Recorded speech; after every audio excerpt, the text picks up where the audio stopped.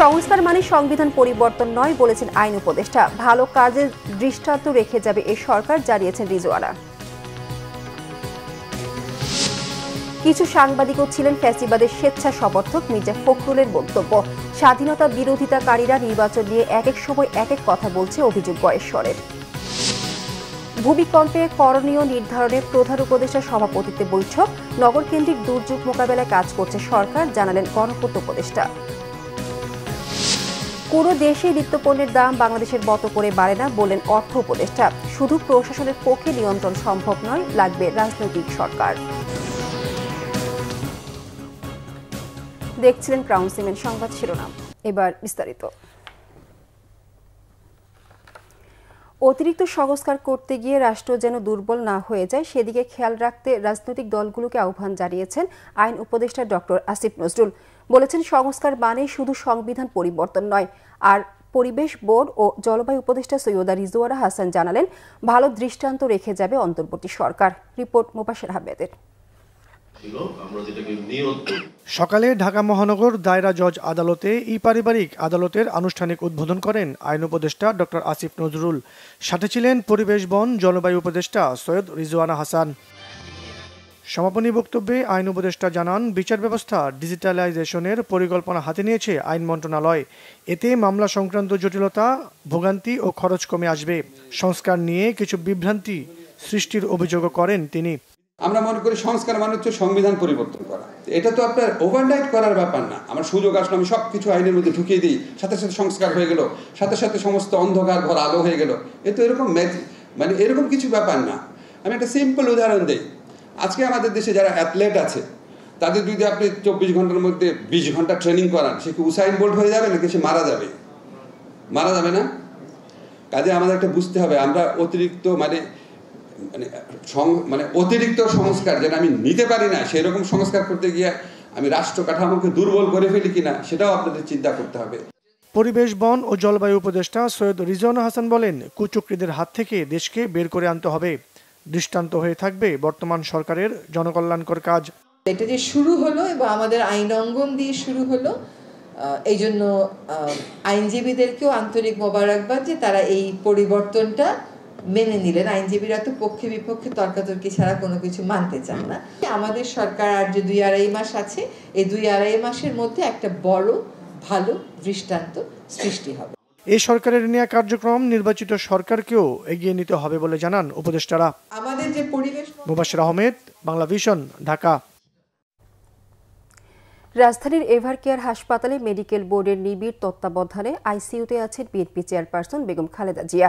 সোমবার সন্ধ্যায় একথা জানিয়েছেন খালেদা জিয়ার ব্যক্তিগত চিকিৎসক ও বিএনপির স্থায়ী কমিটির সদস্য ডাক্তার AZM জাহিদ হোসেন। বেগম জিয়া দেশবাসীর কাছে সুস্থতার জন্য দোয়া চেয়েছেন বলেও জানান ডাক্তার জাহিদ হোসেন। রবিবার রাতে খালেদা জিয়াকে নিয়মিত স্বাস্থ্য পরীক্ষার জন্য এভারকেয়ার হাসপাতালে নেওয়া হলে চিকিৎসক বোর্ড তাকে ভর্তি করার সিদ্ধান্ত নেন। পরে মেডিকেল বোর্ডের সদস্য অধ্যাপক ডাক্তার FM সিদ্দিকী জানান, খালেদা জিয়ার ফুসফুসে ইনফেকশন ধরা পড়েছে, একই সাথে হার্টও আক্রান্ত হয়েছে। প্রয়োজনীয় পরীক্ষা করে তাকে নিবিড় পর্যবেক্ষণে রাখার সিদ্ধান্তের কথা জানান ডাক্তার FM সিদ্দিকী। বিএনপি মহাসচিব মির্জা ফখরুল ইসলাম আলমগীর বলেছেন, গত 15 বছর অনেক সাংবাদিক নিজ উদ্যোগে ফ্যাসিবাদ সমর্থন করেছেন। সেখান থেকে গণমাধ্যম কর্মীদের বেরিয়ে আসার আহ্বান জানান তিনি। বিএনপির 31 দফায় গণমাধ্যমের স্বাধীনতার প্রতি অকুণ্ঠ সমর্থনের কথাও মনে করিয়ে দেন বিএনপি মহাসচিব। রিপোর্ট সিকান্দার ইমানের। বাংলাদেশ চীন মৈত্রী সম্মেলন কেন্দ্রে বিজেসির সেমিনারে বিভিন্ন রাজনৈতিক দলের নেতারা বলেন, বাংলাদেশে মিডিয়াকে কোনো শিল্প গোষ্ঠীর হাতে দেয়া ঠিক হবে না। গণমাধ্যমে কাজের পরিবেশ ঠিক করার পরামর্শ দেন তারা। চান গণমাধ্যম সংস্কার কমিশনের প্রস্তাব বাস্তবায়ন। যত কথাই বলি না কেন, ওই যে কথা আছে, মিষ্টি কথাই তো চিড়ে ভেজে না। তাহলে গণমাধ্যমকে আমরা রাষ্ট্রের স্তম্ভ হিসাবে কোথায় নিয়ে যাব? এই সুনির্দিষ্ট অঙ্গীকার আমাদের মধ্যে যেতে হবে। বেতন কাঠামো পুঁজিবাজারে তালিকাভুক্ত করার কথা বলা হয়েছিল, এইটার সাথে একমত হতে পারছি না, কারণ আমি জানি না পুঁজিবাজারে যে এইটা আমাদের সম্ভব কিনা। মিডিয়া একটা সামাজিক দায়বদ্ধ প্রতিষ্ঠান এবং এই প্রতিষ্ঠান কেবল ব্যবসার জায়গায় থাকলে, মালিকদের কর্তৃত্বে থাকলে, পুঁজির কর্তৃত্বে থাকবে, কেননা পুঁজি চালাচ্ছে, কিন্তু সেটার মধ্যে কতটা জবাবদিহির জায়গা আনা যায়। এবং আমরা বিশ্বাস করি যে যারা আগামীতে সরকার আসবেন তারা যাতে এই মানে রিপোর্টটার আলোকে আমাদের এই ব্রডকাস্ট জার্নালিজমকে সঠিক পথে পরিচালিত করেন। আমাদের একদিকে যখন ওয়াচডগ বলা হয়, আরেকদিকে কিন্তু বলা হয় যেমন কুকুর তেমন মুগুর। ইংরেজিতে বলা হয় ওয়াচডগ, শুনতে ভালো লাগে, কিন্তু আমাদের বাংলায় আমরা কি বলি? তার মানে পিছনের দিকে তাকিয়ে কিন্তু খবরের কথা বলতে হবে, পিছন থেকে মুগুর পড়বে কিনা। এই মুগুরের ভয়ের মধ্যে তার স্বাধীন সাংবাদিকতা হবে না। সেমিনারে রাজনৈতিক দলের নেতারা বলেন, গণমাধ্যমে কর্মরতদের জীবন অনিশ্চিত হয়ে যাচ্ছে। মফস্বলের মিডিয়া কর্মীরা সুযোগ সুবিধা থেকে বঞ্চিত বলেও মত দেন তারা। বলেন, সোশ্যাল মিডিয়ার ভিউয়ের জন্য নানা ধরনের জিনিস সামনে এসে অস্থিরতা তৈরি হচ্ছে। নৈর্ভিত্তিক এবং নিরপেক্ষ জায়গা থেকে সাংবাদিকতা, গুজব অপতথ্যের বিরুদ্ধে দাঁড়ানো এবং জনগণের পক্ষে সাংবাদিকতা, গণমানুষের মাধ্যম হিসেবেও গণমাধ্যমের ভূমিকা পালন করার যে দিকগুলো আছে, সেই দিকে রাজনৈতিক দলগুলো এবং সংবাদ মাধ্যম এবং তাদের কর্মীরা যারা আছেন, সাংবাদিকরা, আমরা সকলে সমন্বিতভাবে কাজ করব। জামাতের প্রতিনিধি হিসাবে না, বাংলাদেশের একজন সাধারণ মানুষ হিসাবে আমার সংবাদ মাধ্যমের কাছে অনুরোধ থাকবে, আমাদের উপস্থাপনাটা যেন অ্যাকোমোডেট হয়, আমাদের উপস্থাপনাটা যেন নিরপেক্ষ না হয়ে বাংলাদেশের পক্ষে হয়, জনগণের পক্ষে হয়। সাংবাদিকদের অবদান অনুযায়ী পারিশ্রমিক এবং যথাযথ সম্মানের প্রাপ্তিতে আইনি অধিকারের পক্ষে কথা বলেন বিএনপি মহাসচিব। আমরা দেখেছি গত 15 বছর নিজেরাই উদ্যোগী হয়ে আপনারা ফ্যাসিজমকে সমর্থন করেছেন। এটা আমাদের ঢাকা, এই দেশের মানুষের ঢাকা। তো সেই জায়গাগুলোতে আপনাদেরও কমিটমেন্টের প্রয়োজন আছে যে আপনারা ওই জায়গাগুলো থেকে নিজেরা বাইরে থাকবেন, আপনাদের কমিটমেন্ট থেকে জনগণের কাছে আপনারা স্বাধীন সাংবাদিকতা করবেন। রাজনৈতিক দলগুলোর সাথে সাংবাদিকতাকে আলাদা করে রাখার কথা বলেন আলোচকরা। জুলাই গণ অভ্যুত্থানের নির্যাতিত সাংবাদিকদের কথা গুরুত্বের সাথে তুলে ধরেন নেতারা। সিকান্দার রেমান, বাংলা ভিশন, ঢাকা। যারা এক সময় দেশের স্বাধীনতার বিরোধিতা করেছে তারা নির্বাচন নিয়ে এক এক সময় এক এক কথা বলছে, মন্তব্য করেছেন বিএনপির জাতীয় স্থায়ী কমিটির সদস্য গয়েশ্বর চন্দ্র রায়। সোমবার সকালে বিএনপির সার্বিক সহযোগিতা ও দূরদর্শী নীতির আলোকে শিক্ষাভিত্তিক সামাজিক যোগাযোগ মাধ্যম ফ্লাইবুক এর উদ্বোধনে গয়েশ্বর রায় এ মন্তব্য করেন। ফ্লাইবুক ভবিষ্যৎমুখী শিক্ষা প্রযুক্তি প্ল্যাটফর্ম, যেখানে শিক্ষাকে মানুষের দোরগোড়ায় পৌঁছে দিতে বিএনপির অঙ্গীকার বাস্তবায়নে সারা দেশে 4 কোটি লাইব্রেরি প্রতিষ্ঠার কথা জানানো হয়েছে। শিক্ষার মানোন্নয়ন ও আন্তর্জাতিক মান ধরে রাখতে বিএনপি নীতিগত সহায়তায় ফ্লাইবুক নিয়ে এসেছে এআই ভিত্তিক এক্সাম সিস্টেম, যেখানে বাংলাদেশের শিক্ষার্থীরা অক্সফোর্ড সহ বিশ্বের সেরা বিশ্ববিদ্যালয়ের ক্লাস পরীক্ষায় অংশগ্রহণের সুযোগ পাবে বলে জানানো হয়। সাংবাদিক নিপীড়ন বন্ধে রাষ্ট্রের মানসিকতা পরিবর্তনের তাগিদ দিয়েছেন অ্যাটর্নি জেনারেল এম আসাদুজ্জামান। জানিয়েছেন, ডিজিটাল সিকিউরিটি আইনে ঝুলে থাকা মামলাগুলো ডিসেম্বরের মধ্যে নিষ্পত্তির সুপারিশ করা হবে। সোমবার রাজধানীতে এক সেমিনারে এসব কথা বলেন রাষ্ট্রের সর্বোচ্চ এই আইন কর্মকর্তা। আহমেদ সৌরার রিপোর্ট। কিভাবে ডিজিটাল নিরাপত্তা আইন গণমাধ্যমের স্বাধীনতার উপর প্রভাব ফেলেছে এ নিয়ে প্রতিবেদন প্রকাশ করেছে গবেষণা প্রতিষ্ঠান centre for governance studies CGS এবং ক্লুনি ফাউন্ডেশন ফর জাস্টিস, যেখানে বলা হয় ক্ষমতাসীনরা এই আইনকে সাংবাদিকদের হয়রানি ও ভয় দেখানোর হাতিয়ারে পরিণত করেছিল। এতে অ্যাটর্নি জেনারেল এম আসাদুজ্জামান বলেন, আগামীতে যারা রাষ্ট্র পরিচালনা করবেন তাদের সাংবাদিকদের মতামত নিয়ে নাগরিক অধিকার এবং সাংবাদিকদের অধিকার সুরক্ষা করার পথ বের করতে হবে।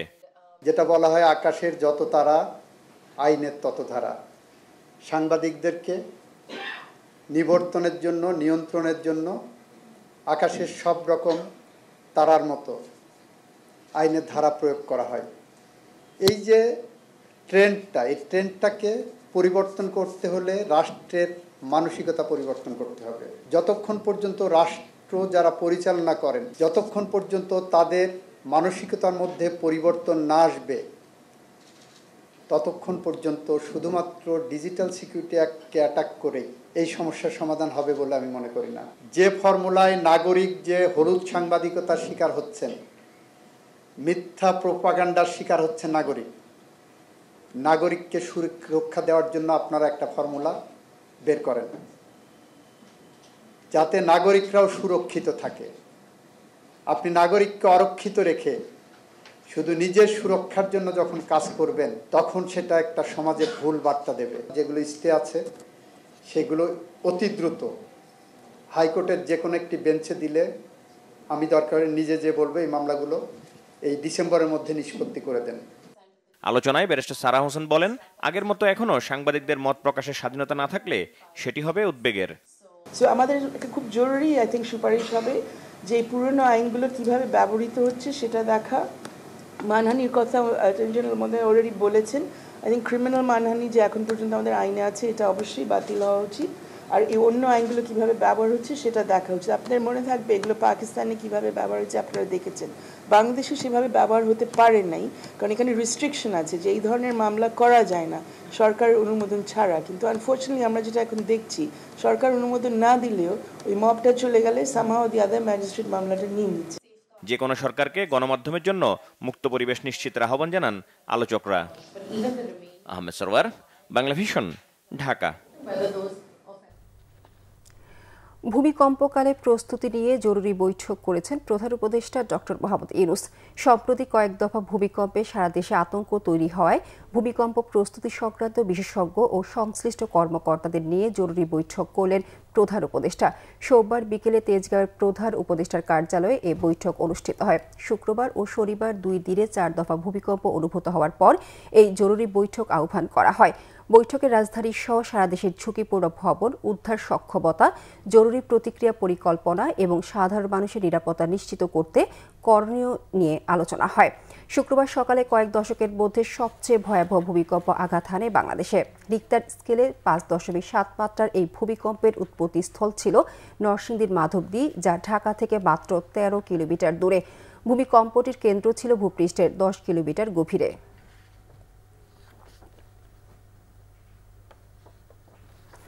ভূমিকম্পে মোকাবেলার জন্য জনসচেতনতা ও আইনের বাস্তবায়ন জরুরি বলে মন্তব্য করেছেন পরিবেশ, বন ও জলবায়ু বিষয়ক উপদেষ্টা Syeda Rizwana Hasan. Engineers institution Bangladesh IAB আয়োজিত সেমিনারে তিনি একথা বলেন।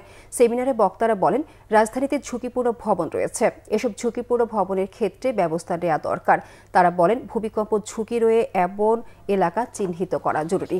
অনুষ্ঠানে গণপূর্ত উপদেষ্টা আদিলুর রহমান খান বলেন, সরকার নগরকেন্দ্রিক দুর্যোগ মোকাবেলার বিভিন্ন পদক্ষেপ নিয়ে কাজ করছে।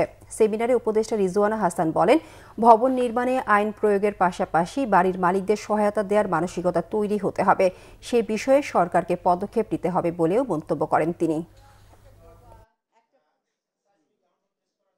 রাজুক যখন বলবে এই ভবনগুলো ঝুঁকিপূর্ণ, এগুলোকে ভাঙতে হবে, অনেক সময় রেট্রোফিটিং এর কথা বললে বাড়ির মালিকের হাতে সেই টাকা নাও থাকতে পারে, তখন তাকে আর্থিক একটা সহায়তা দেওয়ার, সহজ শর্তে একটা ঋণ দেওয়ার কথা ভাবতে হতে পারে।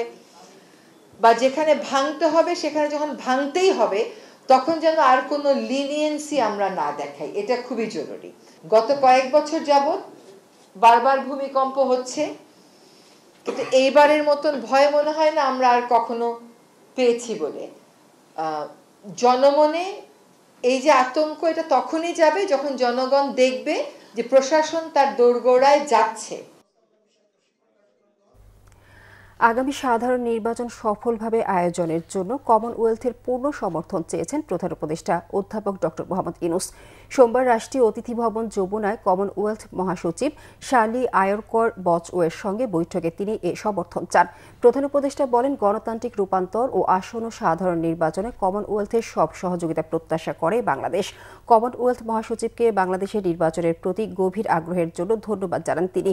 অন্তর্বর্তী সরকারের পক্ষ থেকে নির্বাচন অবাধ, স্বচ্ছ, গ্রহণযোগ্য ও উৎসবমুখর পরিবেশে আয়োজনের অঙ্গীকার পুনর্ব্যক্ত করেন প্রধান উপদেষ্টা। এ সময় কমনওয়েলথ মহাসচিব নির্বাচন ও পরবর্তী রূপান্তরের ক্ষেত্রে পূর্ণ সমর্থন দেওয়ার বিষয়ে প্রধান উপদেষ্টাকে আশ্বস্ত করেন। মহাসচিব নিশ্চিত করেন, আসন্ন নির্বাচনের আগে পর্যবেক্ষক দল পাঠানোর জন্য কমনওয়েলথ প্রস্তুতি নিচ্ছে। বৈঠকে তরুণদের ক্ষমতায়ন, উদ্যোক্তা তৈরি, সামাজিক ব্যবসা সৃষ্টি, বেকারত্ব, কার্বন নির্গমন ও বৈষম্য হ্রাসের লক্ষ্য নিয়ে ৩-০ ভিশন বাস্তবায়ন সম্পর্কেও আলোচনা হয়। জাতীয় নির্বাচন আর গণভোট একসঙ্গে আয়োজনের কারণে খরচ বাড়বে বলে জানিয়েছেন অর্থ উপদেষ্টা ডক্টর সালেউদ্দিন আহমেদ। তবে এই বাজেট নিয়ে কোনো সমস্যা হবে না। সোমবার সচিবালয়ে সরকারি ক্রয় সংক্রান্ত উপদেষ্টা পরিষদ কমিটির বৈঠক শেষে একথা জানান তিনি। এদিন বৈঠকে পরিশোধিত জ্বালানি তেল আমদানির অনুমোদন দেয়া হয় বলে জানান অর্থ উপদেষ্টা। তিনি জানান, চালের দাম দীর্ঘদিন স্থিতিশীল থাকলেও এখন বাড়তি। তাই নন বাসমতি চাল আমদানি করা হবে। উপদেষ্টা বলেন, অন্য দেশে জিনিসপত্রের দাম এভাবে বাড়ে না। এর সমাধান শুধু প্রশাসন দিয়ে নয়, রাজনৈতিক সরকারও লাগে। এক প্রশ্নের জবাবে বলেন, শুধু ঝুঁকিপূর্ণ ভোট কেন্দ্রগুলোতে বডি ক্যামেরা দেওয়া হবে। প্রবাসীদের ভোটাধিকার এবং গণভোটের কারণে নির্বাচনের খরচ বাড়বে বলে জানান অর্থ উপদেষ্টা। প্রয়োজনীয় যে ব্যয় বাড়বে, ওখানেও তো আপনার লোকবল রাখবে, তাই না, সিকিউরিটি। এটা আমরা বলেছি যে ওপেন। আমাদের বাজেটটা এখন আমরা রিভাইজ করছি, কিন্তু নির্বাচনের বাজেটটা আমরা এখন ওই অন্য মন্ত্রণালয়ের বাজেটটা লাস্ট ডেট দিয়েছি যে এত তারিখের মতো আপনারা বলে দেন, কারণ ডিসেম্বরে আমরা বাজেটটা রিভাইজ করব, জানুয়ারিতে আমরা রেডি করে রাখবো পরবর্তী যে সরকার আছে তাদের জন্য। নির্বাচনের বাজেটটা সবগুলো ওপেন আছে, তো নির্বাচনেরটা আমার মনে হয় শিডিউল ঘোষণাটার পরে বোধহয় ওরা আর নতুন করে কোনো খরচ, কন্টিনজেন্সি খরচ থাকতে পারে, তাই না, ইমার্জেন্সি খরচ থাকতে পারে, সেটা তো মিট করা যাবে, সেটা তাদেরও কিছু ফান্ড আছে ফাইন্যান্স মিনিস্টার। অর্থাৎ নির্বাচনের ব্যাপারে কোনো চিন্তা করার দরকার নাই। জুলাই অভ্যুত্থানে রামপুরায় ২৮ জনকে হত্যা মামলায় কর্নেল রেদওয়ান ও সাবেক মেজর রাফাত এবং ২ পুলিশ কর্মকর্তার বিরুদ্ধে অভিযোগ গঠনের শুনানি হবে ৪ ডিসেম্বর। সোমবার সকালে তাদেরকে বিচারপতি মোহাম্মদ গোলাম মর্তুজা মজুমদারের নেতৃত্বে ৩ সদস্যের আন্তর্জাতিক অপরাধ ট্রাইব্যুনাল ১-এ হাজির করা হয়। ট্রাইব্যুনাল জুড়ে দেয়া হয় কড়া নিরাপত্তা ব্যবস্থা। বৈষম্য বিরোধী ছাত্র আন্দোলনের সময় রাজধানীর রামপুরায় ২৮ জনকে হত্যার অভিযোগে দায়ের করা মানবতা বিরোধী অপরাধের মামলায় বর্ডার গার্ড বাংলাদেশ বিজিবির সাবেক কর্মকর্তা লেফটেন্যান্ট কর্নেল রেদওয়ানুল ইসলাম সহ ৪ জনের বিরুদ্ধে গত ৮ অক্টোবর আনুষ্ঠানিক অভিযোগ আমলে নেন আন্তর্জাতিক অপরাধ ট্রাইব্যুনাল। একই সঙ্গে আদালত অভিযুক্তদের বিরুদ্ধে গ্রেফতারি পরোয়ানা জারি করে। এছাড়া ২৭ নভেম্বর আবু সাইদ হত্যা মামলার পরবর্তী সাক্ষ্য গ্রহণের তারিখ দেওয়া হয়েছে। ঢাকা ৬ আসন জুড়ে এবং ঢাকা ৭ আসনের বেশ কিছু এলাকার বাসাবাড়িতে দীর্ঘদিনের গ্যাস সংকটের বিষয়ে তিতাস গ্যাসের ব্যবস্থাপনা পরিচালক শাহনেওয়াজ পারভেজের সাথে সাক্ষাৎ করেছেন ঢাকা ৬ আসনে বিএনপির মনোনীত প্রার্থী ইশরাক হোসেন। গতকাল সন্ধ্যায় রাজধানীর কারওয়ান বাজারে তিতাসের প্রধান কার্যালয়ে এই সাক্ষাৎ করেন তিনি। সাক্ষাৎ শেষে গণমাধ্যমকে ইশরাক হোসেন জানান, দীর্ঘদিন যাবৎ ঢাকা ৬ ও ৭ আসনের ওয়ারী, সূত্রাপুর, গ্যান্ডারিয়া, বংশাল, চকবাজার ও কুতুয়ারির বেশ কিছু এলাকায় গ্যাসের সংকট চলছে। এতে এসব এলাকার জনগণকে বেশ ভোগান্তি পোহাতে হচ্ছে। বিষয়টি নজরে আসায় সমাধানের জন্য তিতাসের ব্যবস্থাপনা পরিচালককে জানিয়েছেন তিনি। ব্যবস্থাপনা পরিচালক সমস্যা সমাধানের আশ্বাস দিয়েছেন বলেও জানিয়েছেন ইশরাক হোসেন। ঢাকা ৬ এবং ঢাকা ৭-এর আংশিক এলাকা, অর্থাৎ পুরান ঢাকায় আমাদের প্রচণ্ড গ্যাস সমস্যা, বাসাবাড়িতে দীর্ঘদিনের সমস্যা এটি। তো সেখানকার যে জনগণ রয়েছে তাদের দাবির পরিপ্রেক্ষিতে আজকে এসেছি। এসে আমাদের গ্যাস সমস্যার কথা আমরা বিস্তারিত এমডি সাহেবের সাথে আলাপ করেছি এবং ওনার কাছে আমরা এই সমস্যার সমাধান চেয়েছি এবং আমরাও সহযোগিতা করব, সহযোগিতার হাত বাড়িয়ে দিব, সেই আশ্বাস ওনাকে দিয়ে এসেছি। তো উনি খুব যথেষ্ট আন্তরিকভাবে আমাদের অভিযোগটি গ্রহণ করেছেন এবং সূত্রাপুর, গ্যান্ডারিয়া, ওয়ারী, কোতোয়ালি, বংশাল, লালবাগ, চকবাজারে এই অঞ্চলে উনি টিম পাঠাবেন, উনি আমাদেরকে জানিয়েছেন। সেই টিম গিয়ে পরীক্ষা নিরীক্ষা করে দেখবে যে কোন কোন পাড়ায়, কোন কোন মহল্লায় গ্যাসের চাপের সমস্যা রয়েছে এবং আমাদের যে ওই এলাকার সাবেক ওয়ার্ড কমিশনার, ওয়ার্ড কাউন্সিলররা রয়েছেন তাদেরকে নিয়েও আমরা একাধিক বৈঠক এই বিষয়ে করেছি এবং আমরা তিতাস গ্যাসকে সর্বোচ্চ সহযোগিতা করব। প্রধান বিচারপতি সৈয়দ রেফাত আহমেদ বলেছেন, একটি আধুনিক, কার্যকর ও গণমুখী বিচার ব্যবস্থা গড়তে ধারাবাহিক প্রশিক্ষণ, ডিজিটাল ব্যবস্থাপনায় দক্ষতা এবং নৈতিক সক্ষমতা অর্জন এখন সময়ের দাবি। গতকাল সুপ্রিম কোর্টে অনলাইনে আইনজীবীদের জন্য ধারাবাহিক পেশাগত উন্নয়ন অনুষ্ঠান এবং বার কাউন্সিলের ডিজিটাল বিএলডির উদ্বোধনী অনুষ্ঠানে তিনি একথা বলেন।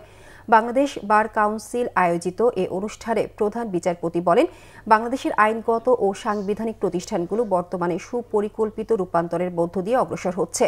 বিশ্বের অন্যান্য দেশের মতো ডিজিটাল রূপান্তর, বৈশ্বিক অর্থনৈতিক কর্মকাণ্ড, তথ্যভিত্তিক শাসন ব্যবস্থা এবং কৃত্রিম বুদ্ধিমত্তার ক্রমবর্ধমান ব্যবহার ও পরিবর্তন মোকাবেলায় বাংলাদেশের আইনজীবীদেরও প্রস্তুত হতে হবে। তিনি বলেন, সারা বিশ্বে আইন পেশায় দ্রুত পরিবর্তন আসছে। প্রচলিত আইনি অনুশীলন যথেষ্ট নয় বলে মন্তব্য করে তিনি বলেন, বিগত ১৬ মাসে বিচার বিভাগে বিচার প্রাপ্তির সুযোগ বাড়িয়েছে। একটি সংস্কারমুখী বিচার বিভাগের সমর্থনে পরিবর্তনশীল আইনজীবী সমিতি অপরিহার্য হয়ে পড়েছে বলে মন্তব্য তার। when Bangladesh's legal and constitutional institutions are undergoing purposeful transformation. Around the world, the legal profession is changing rapidly. রাজধানীর মোহাম্মদপুরে বাবা ছেলেকে কুপিয়েছে সন্ত্রাসীরা। গুরুতর আহত ছেলেকে উদ্ধার করে সোহরাওয়ার্দী হাসপাতালে নেওয়া হলে চিকিৎসক মৃত ঘোষণা করেন। আহত বাবা হাসপাতালে চিকিৎসাধীন। সোমবার রাতে ঢাকা উদ্যানে এক ঘটনা ঘটে। মোহাম্মদপুর জোরের সহকারী পুলিশ কমিশনার আব্দুল্লাহ আল মামুন জানিয়েছেন, ঢাকা উদ্যান ৩ নম্বর রোডের ডি ব্লকের হামলায় কাশেম ও তার ছেলে বাবুকে কুপিয়ে জখম করে স্থানীয় সন্ত্রাসীরা। পরে মুমূর্ষ অবস্থায় দুজনকে শহীদ সোহরাওয়ার্দী মেডিকেল কলেজ হাসপাতালের জরুরি বিভাগে নিলে বাবুকে চিকিৎসক মৃত ঘোষণা করেন। গুরুতর আহত কাশেম হাসপাতালে চিকিৎসাধীন রয়েছেন। এদিকে স্বজনরা অভিযোগ করেছেন পূর্ব শত্রুতার জেরে এই হত্যাকাণ্ড। চাপাটি ছুরি নিয়ে আসলো তো আমার বাইরে, আমি বলি কি ঘরে আয়, তাড়াতাড়ি ঘরে এর মধ্যে আমার বাপের কোপ দিয়ে দিচ্ছে। কোপ দেওয়ার সাথে সাথে আমার বাইক গেছে ধরতে, তো ধরার সাথে সাথে আমার বাইরে দিচ্ছে গার পাশে। সবুজ আর ওই লোকের রাজীব, এরা নাকি দুজন মানে এলোপাথের একদম ধাপাধাপ কোপাইতেছে। এদের কোপ দেখে আশেপাশে লোকজন ভয় পেয়ে এরা চলে গেছে, মানে লোকজন সরে গেছে। এর ভিতরে মোহন, রাজীব, রুবেল আর কে যেন আইসা নাকি এরকম অনেকভাবে কোপাইছে। মহিলা ও শিশু বিষয়ক উপদেষ্টা শারবিন এস মুর্শিদ জানিয়েছেন, দেশে নারীর প্রতি সহিংসতা বেড়েই চলেছে। রাজনৈতিক শাসকরা রাজনৈতিক নানা স্বার্থে মেয়েদের উপর জুলুম করে, এমন অভিযোগ তার। গতকাল সচিবালয়ে আন্তর্জাতিক নারী নির্যাতন প্রতিরোধ পক্ষ নিয়ে এক ব্রিফিংয়ে তিনি এ মন্তব্য করেন। উপদেষ্টা বলেন, অসভ্য সমাজে নারী শিশু নির্যাতন ঘটে, তাই একটি দেশ নারী ও শিশুকে কিভাবে দেখে সেই বিবেচনায় সবকিছুর বিচার করা উচিত। শারবিন মুর্শিদ বলেন, জুলাই গণঅভ্যুত্থানে মেয়েরা প্রমাণ করেছে দেশের সংকটে তারা কতটা বলিষ্ঠ ও দুঃসাহসী। জানান, দেশের যে কোনো জায়গায় নারী ও শিশু নির্যাতনের ঘটনা 24 ঘন্টার মধ্যে জানা এবং এ ব্যাপারে সক্রিয় হবার লক্ষ্যে কাজ করছে তার মন্ত্রণালয়। এজন্য কুইক রেসপন্স স্ট্র্যাটেজি করা হয়েছে। তিনি জানান, আন্তর্জাতিক নারী নির্যাতন প্রতিরোধ পক্ষ এবার উদযাপিত হবে 16 দিন ব্যাপী। আজ বাংলাদেশ চীনমৈত্রী সম্মেলন কেন্দ্রে এর উদ্বোধন করা হবে। সংবাদ শেষ করব ক্রাউন সিমেন্ট শিরোনামগুলো আরেকবার জানিয়ে। সংস্কার মানে সংবিধান পরিবর্তন নয় বলেছেন আইন উপদেষ্টা। ভালো কাজের দৃষ্টান্ত রেখে যাবে এই সরকার, জানিয়েছেন রিজওয়ানা। কিছু সাংবাদিকও ছিলেন ফ্যাসিবাদের স্বেচ্ছা সমর্থক, মির্জা ফখরুলের বক্তব্য। স্বাধীনতা বিরোধিতাকারীরা নির্বাচন নিয়ে এক এক সময় এক এক কথা বলছে, অভিযোগ গয়েশ্বরের। ভূমিকম্পে করণীয় নির্ধারণে প্রধান উপদেষ্টার সভাপতিত্বে বৈঠক। নগরকেন্দ্রিক দুর্যোগ মোকাবেলায় কাজ করছে সরকার, জানালেন গণপূর্ত উপদেষ্টা। পুরো দেশে নিত্যপণ্যের দাম বাংলাদেশের মতো করে বাড়ে না, বললেন অর্থ উপদেষ্টা। শুধু প্রশাসনের পক্ষে নিয়ন্ত্রণ সম্ভব নয়, লাগবে রাজনৈতিক সরকার।